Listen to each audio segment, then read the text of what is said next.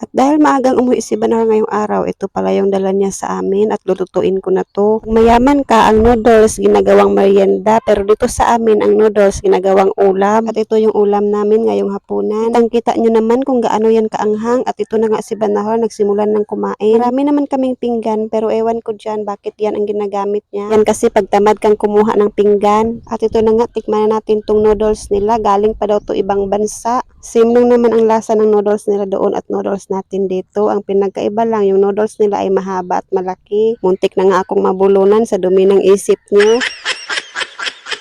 Medyo okay pa naman yung mukha natin ngayon kasi kakasimula pa lang natin. Panoorin nyo ang video na to hanggang dulo kung ano yung mukha ko doon kasi sobrang anghang. Dito lang talaga kami kumain pag nandito kami sa bahay, guys. Naman kaming dalawang lamesa pero mas gusto namin dito sa sahig para masaya. Gabi lang kasi kami magkasabay lahat sa pagkain. At ito na nga, naabutan pa kami ng brown out. At tingnan nyo naman yung mukha ko, pawis na pawis. Para naman akong inanon yan. Kayo talaga ang dumi ng isip nyo.